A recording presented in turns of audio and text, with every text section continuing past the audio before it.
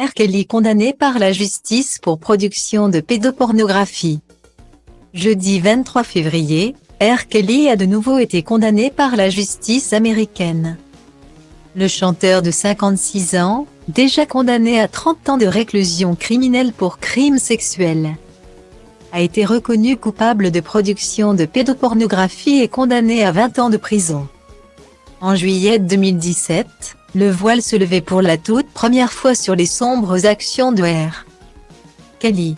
Le chanteur américain, célèbre pour son tube I Believe I Can Fly, était accusé par des familles d'être à la tête d'une véritable secte et de s'entourer de nombreuses jeunes femmes. Pour certaines mineures, il faut demander la permission pour de la nourriture. Il faut demander la permission pour aller aux toilettes. R. Kelly est passé maître dans l'art de contrôler les esprits. C'est un marionnettiste, confiait notamment l'une de ses victimes. Reconnu coupable lors de son procès en 2021, il sera condamné un an plus tard à 30 ans de prison pour crimes sexuels, y compris sur mineurs. Mais les ennuis judiciaires du rappeur ne se sont pourtant pas arrêtés là. L'été dernier a débuté un nouveau procès pour production de pédopornographie juvénile, alors qu'il s'était filmé à 3 reprises en train d'abuser sexuellement de sa filleule. Ce jeudi, la justice américaine a finalement rendu son verdict.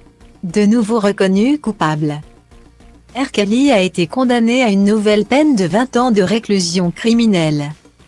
Ses avocats avaient néanmoins demandé à ce que les deux peines soient purgées en même temps, afin que leur client, aujourd'hui âgé de 56 ans, puisse un jour sortir vivant de prison.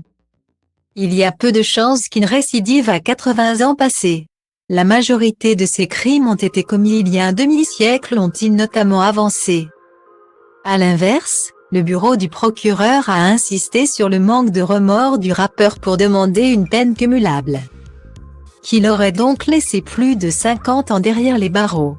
Le juge en a finalement décidé autrement et a annoncé que R.